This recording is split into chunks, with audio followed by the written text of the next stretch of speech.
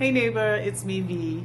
I promised you this video. I have already done the video, but I realized that it's a bit too long, so I'm going to try to condense it now. So it's a health scare that happened to me on my way to vacation. I was vacationing for a month. I was heading to London and to Jamaica. So I was going through Miami. So I left Trinidad on the day that I left Trinidad and I headed to Miami to spend the night so that I would catch the flight to London the next day.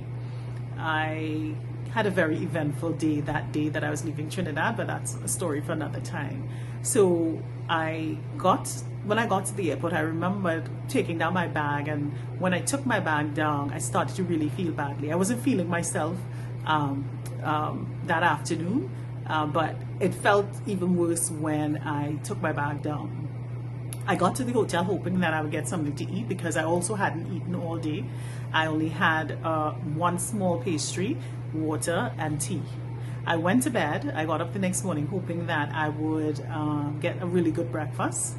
The breakfast really didn't do much. So I checked out and I left my heavy bag at the front desk and I went to CVS and Walgreens to see if I could get something, some snack or something salty that will keep me, because I was waiting for the shuttle to take me back to the airport later on that day. So when I got back to the hotel, I still wasn't feeling myself. The young lady at the desk, she helped me order soup, but the soup came lukewarm and greasy. She offered to take my blood pressure. I don't have high blood pressure, never had. It was normal.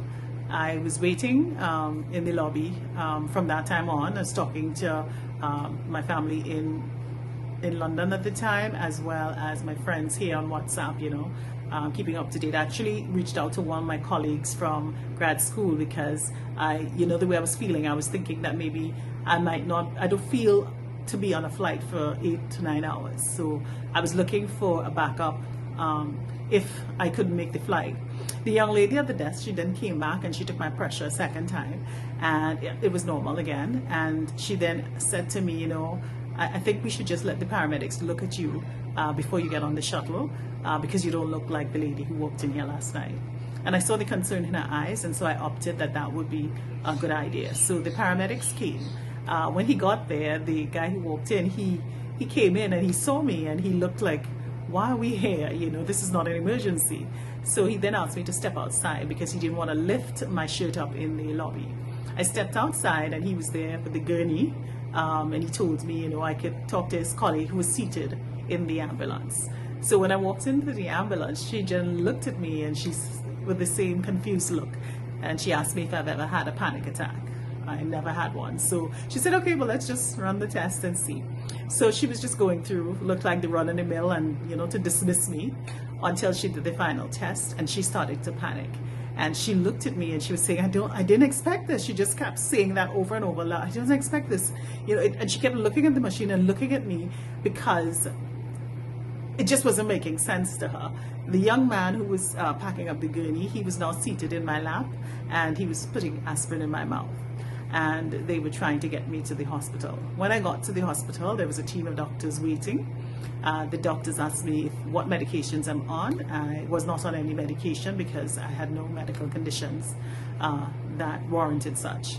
One of the young doctors who recognized that I looked a bit confused, he came to my side and he said, Vanessa, based on what we're seeing presented here, it appears to us that you're having a heart attack, and so we need to take you into the cath lab to see what's going on and to do whatever repairs required. While we were going into the cath lab, he was walking next to me and he said to me, Vanessa, I'm so glad that you came. So many people feel different and they do not come and they die, especially men. And that always stays with me, and that is the main reason for doing this video, because I believe that it could save a life. Now, I want to tell you that the way I felt that day, I had no pain in my chest, I had no shortness of breath, my blood pressure was normal. I'm not predisposed to heart conditions. And what is interesting, when we went into the cath lab and they saw what was wrong, they didn't put me to sleep. I was sedated while they did what they were doing. And what they told me occurred was that I had a S.C.A.D. A S.C.A.D is S.C.A.D. It stands for spontaneous coronary artery dissection. And in layman's terms, that basically means that my arteries spontaneously tore. Now, the interesting thing about S.C.A.D is that it does not target persons who are predisposed to heart disease. It targets those who are not. Generally, it does not, meaning that it generally doesn't happen to people who have cardiac issues. It happens to people who do not, right? So I fell into that category. It does not have an age restriction. It mostly happens to women, and I think that many times it will be missed because it does not present with heart pain or chest pain, anything like that. It didn't, at least not in my case. And so I wanted to share this because I think it can potentially save a life, because had I been in Trinidad, I'd probably not even have gone to the doctor. I may have gone home and take a rest. And I'm saying this too because I know that most men would not have gone to the doctor. And so I want to encourage you to just check it out. The only thing that made the paramedics know that something was wrong with me was the ECG. And so I want to encourage you to, to advocate for yourself and so that the right checks could be made. Because had it been done in Trinidad, the doctor was saying that he didn't think I would survive. Not because our medical practitioners are not great, but because my statistics would have worked against me in that they would have eliminated a heart attack as part of the diagnosis.